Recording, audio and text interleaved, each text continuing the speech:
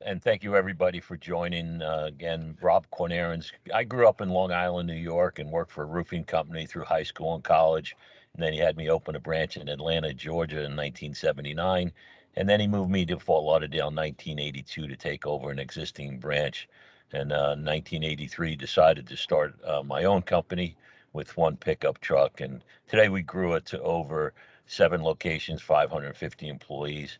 And the one thing I learned early on moving to Florida is back in the, before 1970s, they put all the air conditioning units on wood sleepers and put a pitch pan around them. You couldn't maintain them or anything like that. So mid 70s, late 70s, they changed the code to raise them 18 inches above the roof line on aluminum stands so you can maintain it.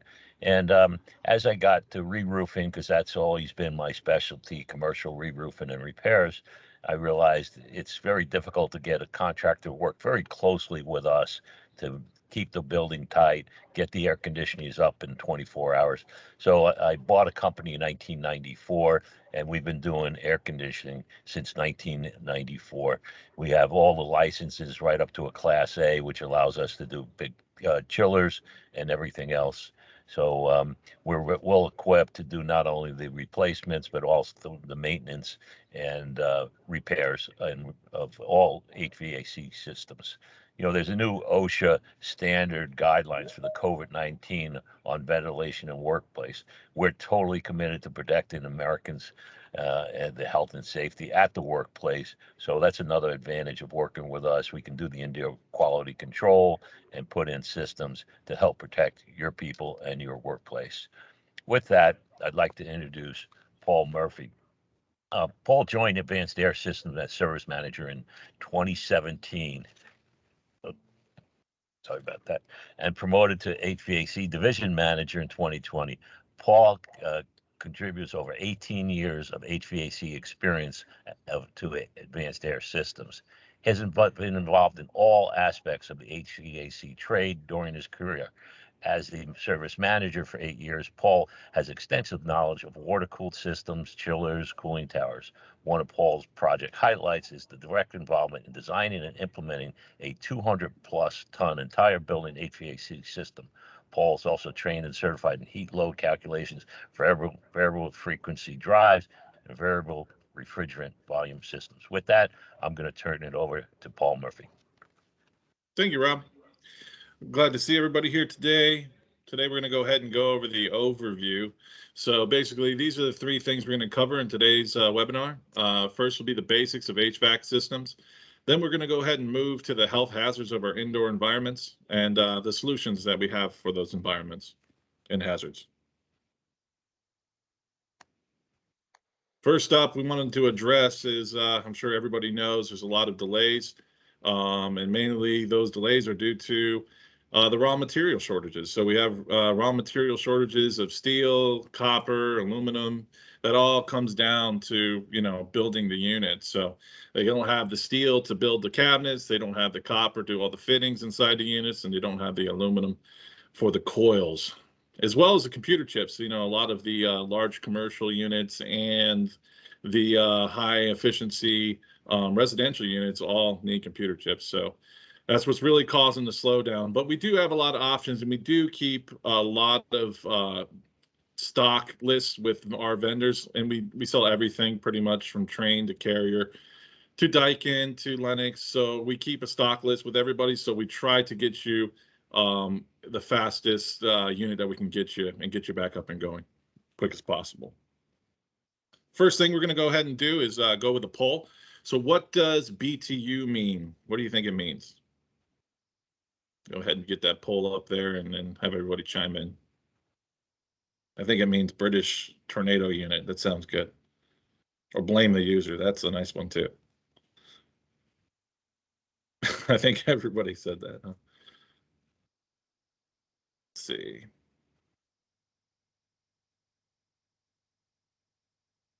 Okay. I think we got it. Yep. British thermal unit is what it is. And right now we're going to go through the ABCs of HVAC.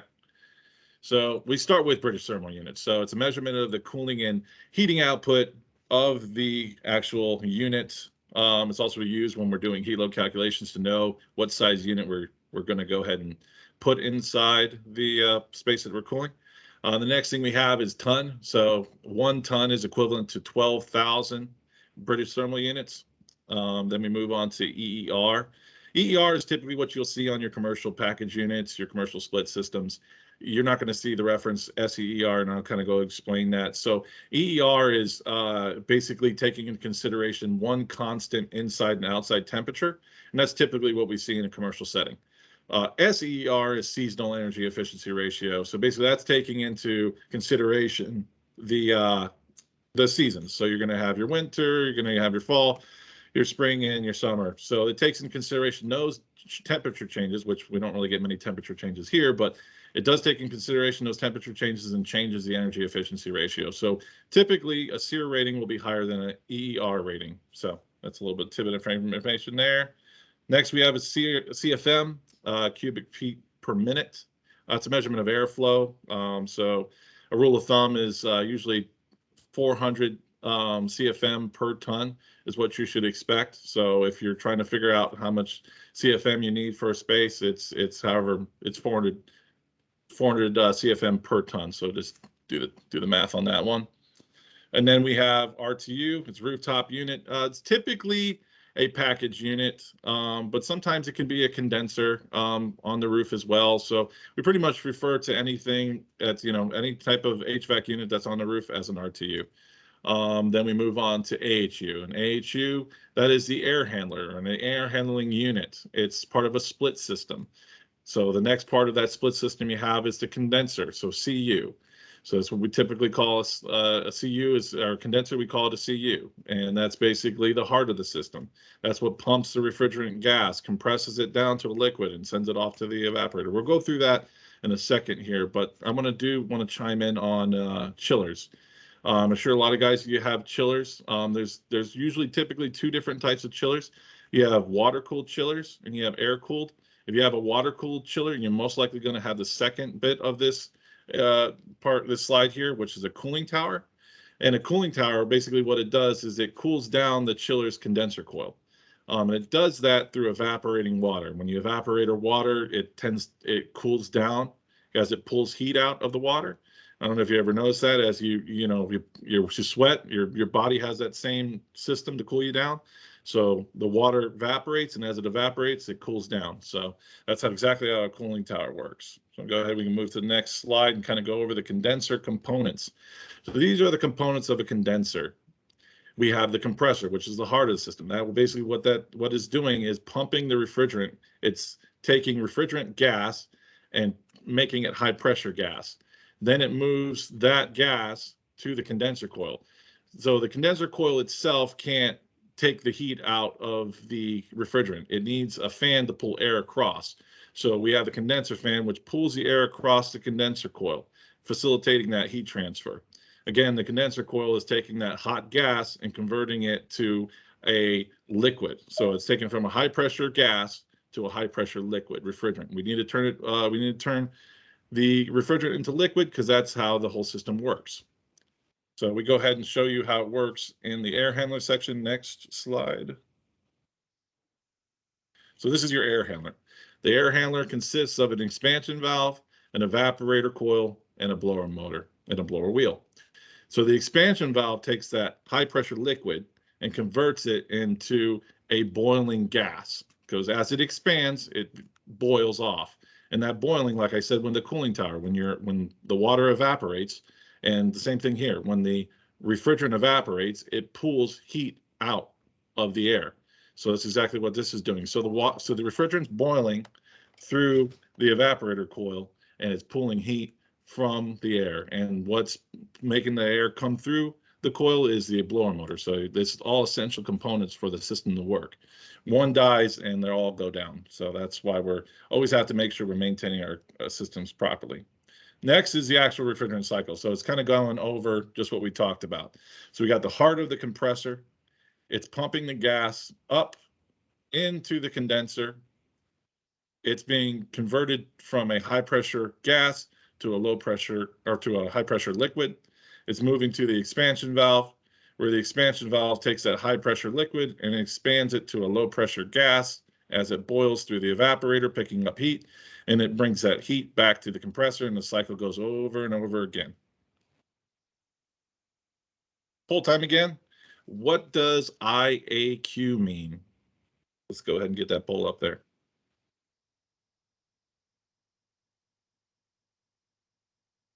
I think everybody knows what this means. And get the responses. Coming in here quickly.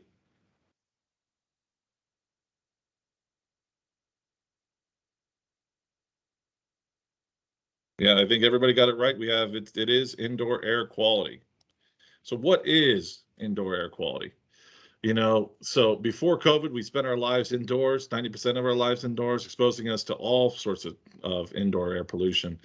And most of it didn't seem to matter. But now we definitely know, you know, about all the indoor pollutants, and it's just crazy. If someone sniffles around us now, we just start to, or cough, we start to look at them a different way. It's crazy. But 90% of our lives are spent indoors. The pollution is somewhere between 2 to 5 times worse indoors than outdoors. We have here a list of some of the things you can see in indoor common pollutants, which is mold spores, viruses, bacteria, particulate matter, volatile compounds, carbon monoxide, carbon dioxide, ozone, are just a few of them. And we can go ahead and move to the next slide where we talk about where does this all come from? Where does all these pollutants come from? So the first one we have is carbon dioxide, tobacco smoke, viruses. That's all coming from your building occupants, the materials, your dust mites found in the fabrics, carpets, foam cushions, your gases, vapors, odors, formaldehyde, and those VOCs that we hear about are off gases from furnitures, because our furnitures have glues in them, our carpets have glues, our paints are putting off VOCs, our cleaners, our solvents, our pesticides, and disinfectants. So those are all putting out volatile compounds. The microbial contaminants are fungi, molds, bacteria. We move back one slide here. There we go. Yeah, so we still have microbial contaminants, fungi, molds, bacteria. I'm sure everybody holding mold.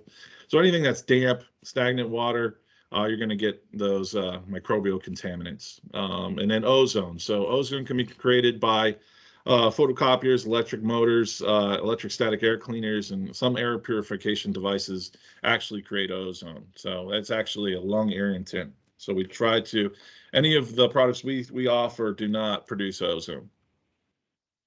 So now we can move to a little video I thought was great. It goes over exactly how all these contaminants can travel throughout the air system and cause an infection and delays in the workplace.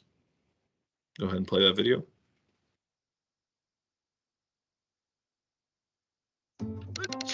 Are you sick?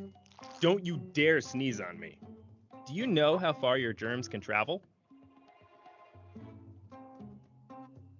Normally you hold about half a liter of fluid in your lungs. So when you sneeze, you're able to spray as much as a water bottle's worth of mucus into the air around you. It shoots out of your mouth in the form of moist, germ-infested clouds, traveling up to 35 meters per second. That's fast enough to give you a speeding ticket on the highway. Once that cloud hits the air, it expands, breaking up into snotty strings, then a series of different-sized droplets, all trapped in a turbulent gas cloud. One brave group at MIT discovered that the biggest droplets can travel up to 2 meters, about the distance between your desk and 2 desks away. But most other droplets? Those travel much farther, up to 8 meters. That's about 5 desks away. Not only that, the germ-infested gas cloud is less dense than the air around it, so it rises upwards, right to where ventilation systems and other people's unsuspecting noses and mouths await. Even though these are relatively smaller droplets, they're probably still teeming with harmful pathogens like the flu virus. Even worse, depending on the ventilation, they can spread through a room in just a few seconds and remain suspended for up to 10 minutes. Now, if you happen to notice someone around you sneeze or cough, you can hold your breath as you move out of range. But during the flu season, that might not even be enough, because there are danger zones everywhere, especially on surfaces like desks, doorknobs, and steel handrails. It turns out the flu virus has been found to survive for 24 hours on a steel surface. And if you touch that surface and don't wash your hands before eating, you may have just gotten infected. So let's say you go into work sick with the flu one day, and you start to sneeze. Now, according to one study, you'll probably only infect 1 to 2 other people. You're clearly showing symptoms of the flu. However, it's going to take a few days for symptoms to show up in other people you've infected. So those poor souls unknowingly also come into work sick over the next few days. And they will potentially infect 1 to 2 more people. In an office of 100 desks, this could mean 10 or 15 sick people by the end of 2 weeks. That's over 10% of the office. And all of it started with just one sick person, you.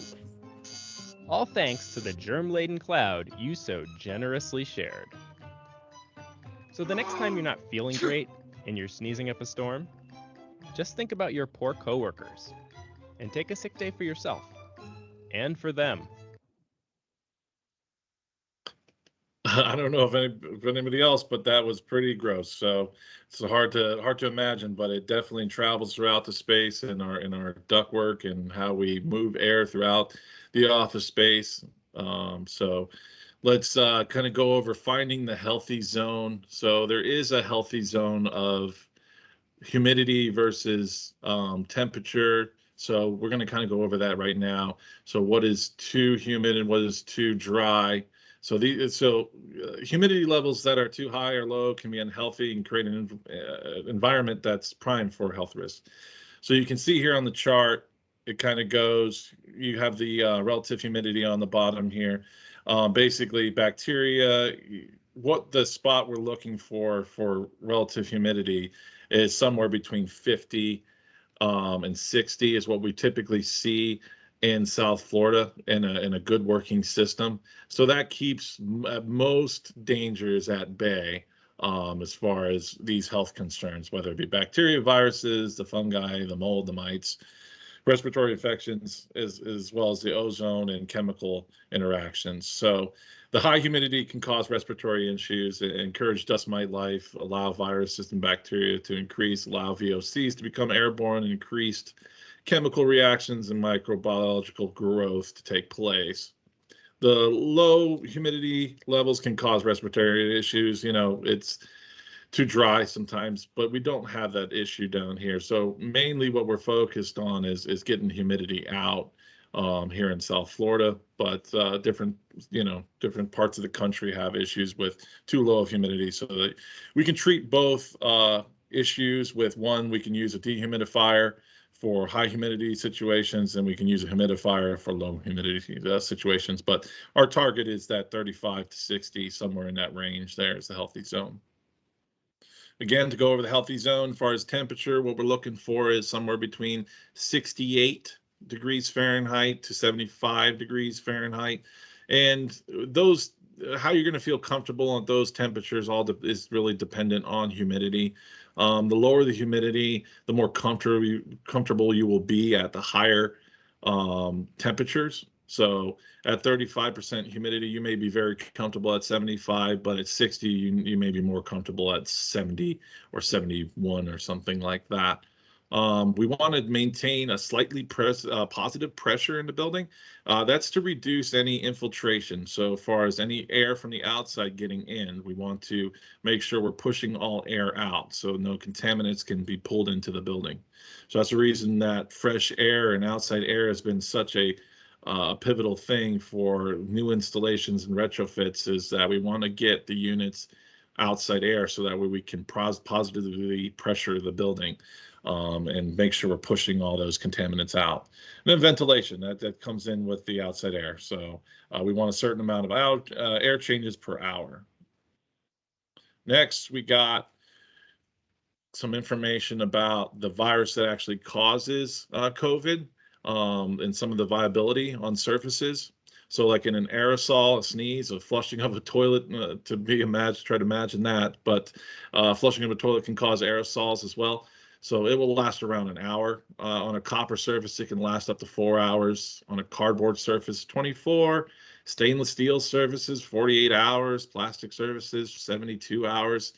And like it says here, the virus is so small that it can actually pass through your filter. Now, it typically won't because it's usually attached to a droplet, and the water droplets are caught in filters. So it's not a good way to defeat it, because we don't want to kill the virus at the unit. We're really trying to kill it in the airstream. So that's why some of our solutions will address that in a second here. But now we have another poll to kind of go over. What or who is MERV? Does anybody know? I think it's Minions eating raspberries. That's great. Love that one.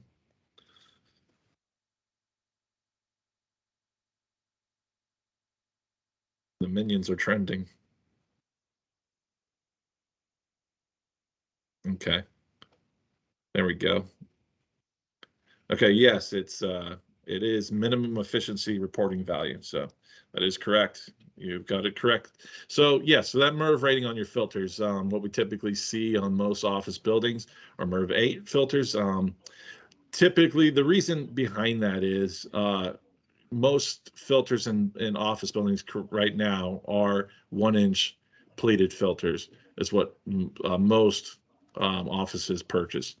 And what your equipment is able to facilitate, and what it can use is 1-inch filters. Once you get above MERV 8 on a 1-inch thick filter, it becomes very restrictive, so that could damage the unit. So if you have any issues, trouble, or issues, you want to pick a filter rating for your office, feel free to reach out to me. I can help you with that as far as seeing what MERV rating your units can handle. But the more commercial units have 2-inch filters, so you're able to go up to MERV 11, MERV 13, and basically what you're doing with the different MERV levels is filtering out different materials and contaminants. So your MERV 6 says lint, household dust, pollen. Your MERV 8 will do dust mites and spores. Your MERV 11 will filter out any pet dander, smoke, smog, cough and sneeze. So that will capture all the water droplets. And then your MERV 11 or 13 above, those will actually capture bacteria and viruses. So the virus carriers, now to be specific, not the actual viruses themselves. Going on to some of the product comparisons we have. First, you'll hear of HEPA filters. I'm sure everybody's heard of HEPA filters. HEPA stands for High Efficiency Particulate Air Filter. HEPA filters utilize a powerful blower system, and it's very tight membrane. You can't really put a HEPA filter on an existing HVAC unit. You would require you to install a device, really is what it is. It's a HEPA filter as well as a blower that you would need. So the pros are it's very efficient at filtering air.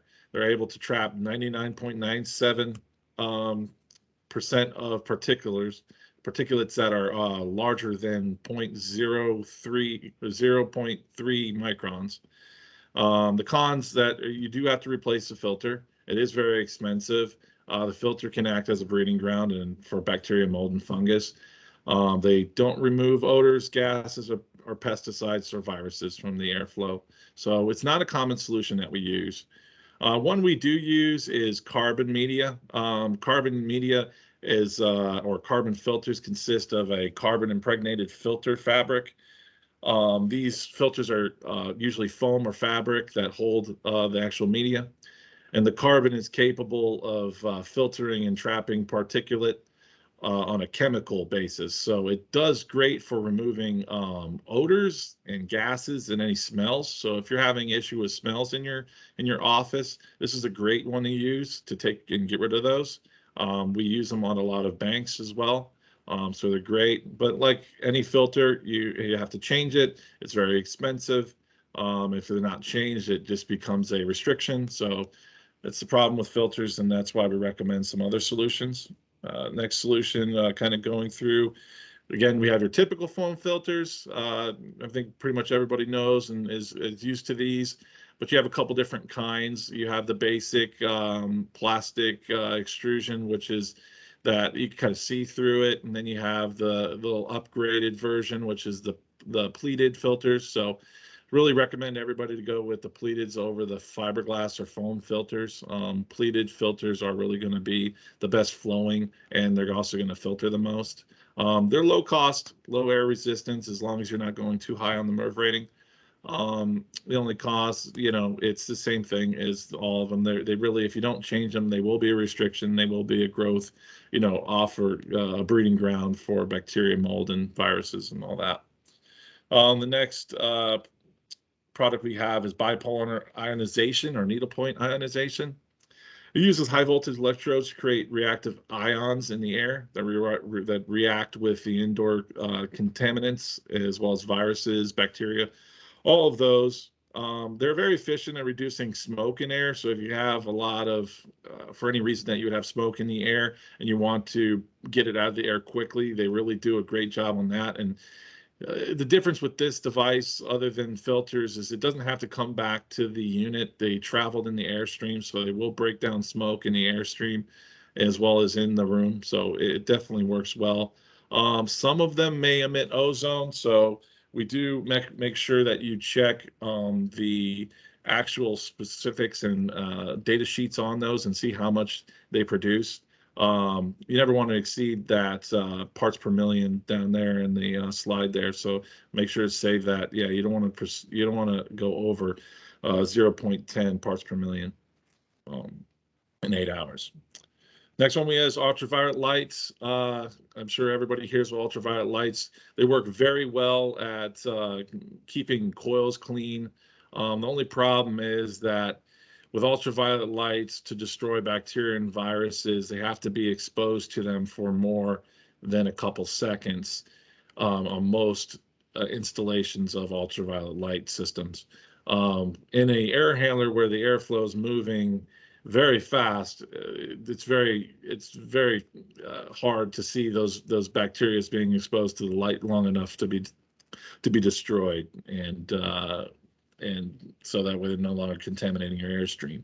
So that's really why we don't recommend ultraviolet lights. They're very good at, like I said, at keeping drain pans clean, keeping coils clean.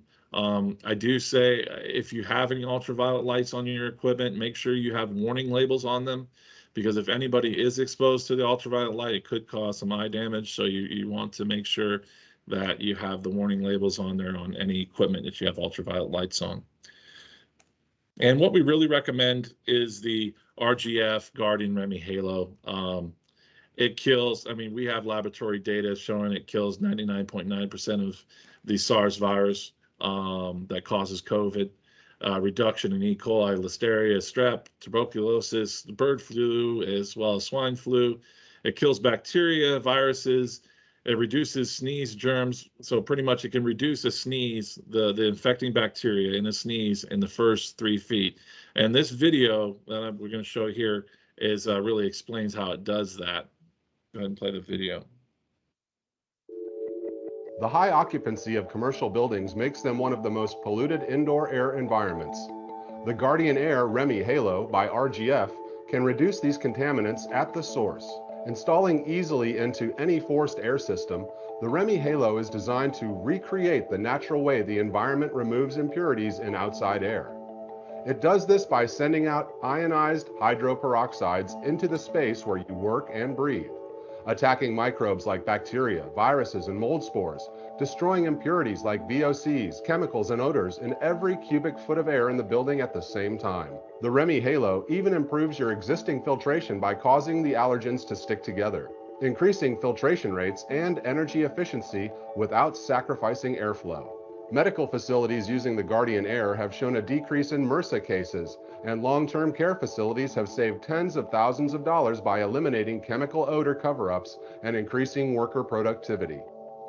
Public schools have shown a documented 15% decrease in absentee rates. The Guardian Air Reme Halo is the only product laboratory tested and proven to reduce the germs in a sneeze by 98% before they travel 3 feet. To find out more, visit rgfairpurification.com.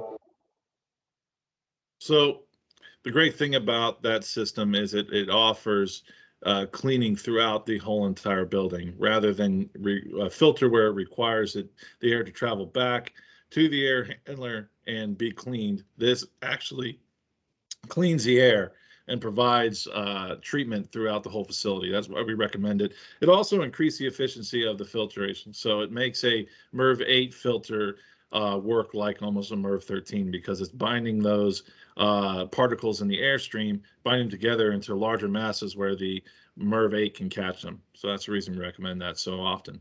A lot of people talk about cleaning your ducts. A little play on words here. So my thought on cleaning ductwork, typically down in South Florida, we have what was called fiberboard or interior lined ductwork. So you can see those two examples on the bottom right. The one on the left is your typical fiberboard look of installation, and what it consists of. It's a porous surface, so bacteria, mold can thrive on it. As well as the interior lined is another fiberglass material. The EPA has reported that it's not proven to produce a cleaner indoor air, and they have consistently stood behind that report. And they do say it applies to all duct systems, not just the ones I'm mentioning below. But if you do want duct cleaning, I don't recommend it for interior line duct or fiberboard or the flex ductwork that you see on the bottom left. The flex ductwork is very delicate. Basically, that's a brief. You got a kind of a diagram here of how it's built. It's got an outside insulation. It has a metal coil that keeps it rigid, and then it's basically a plastic liner, not much thicker than a plastic bag, garbage bag. So it's very delicate, and it's not something that you want to be sending a device such as a duct cleaning equipment through. I've seen many flex ducts get damaged by duct cleaning, so it's not something we recommend. If you have if you actually have metal lined duct or double wall duct, I'm more than happy if you want to go ahead and get your ducts clean. I'm not sure if it'll actually reduce any indoor contaminants, but if you want to go ahead and do that, you can do that. I just don't recommend it on flex ductwork, fiberboard, or interior line ductwork. So just a heads up there. Next, we move to preventative maintenance. So one of the keys to keeping your equipment lasting is having a good preventative maintenance. We offer preventative maintenance. So if you have any questions about preventative maintenance or would like us to take a look or give you a contract, please reach out to us. But it saves money over the equipment's lifespan, and it improves the indoor air quality because we're changing out those filters. It keeps the units running efficiently. Properly maintained systems are proven to use 15 to 20% less energy. Poorly maintained units can increase energy usage up to 60% because those filters are getting clogged. The drain lines are getting clogged. It's going to cause an excess drag on the system. It's going to kill components on the system, and you're going to have those systems deplete in a matter of years if they're not properly maintained. So it will extend the life of the unit, reduce service costs, costly service calls, and risks of water damage due to clogged drain lines. I'm sure we all had the clogged drain line before. Who should perform this maintenance? So if you have on-staff maintenance, as long as they're qualified personnel and they can do it on a routine basis, then more power to you, using your technicians. But we definitely recommend going with a contractor, an HVAC contractor that has a license and certified technicians to work on these units, because it's not just blowing out a drain line, changing filters. There's a lot more to it. So if you don't have a maintenance contract, make sure you have at least a pre-qualified vendor list. Thank you guys for everything today. We're going to play this video of work we did at Riverside Hotel, and it kind of goes over what we offer.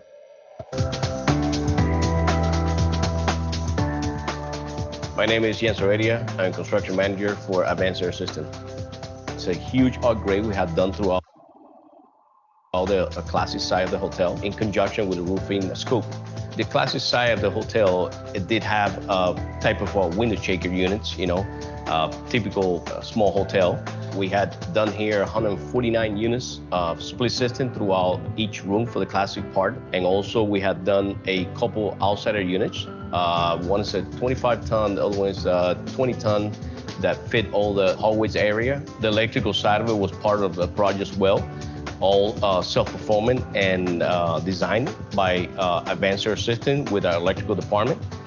At the end, any owner out there will go with, Advanced, okay, at the big picture, because of all the capability we have in house. Having electrical, having HVAC, and having roofing, which represent the whole company.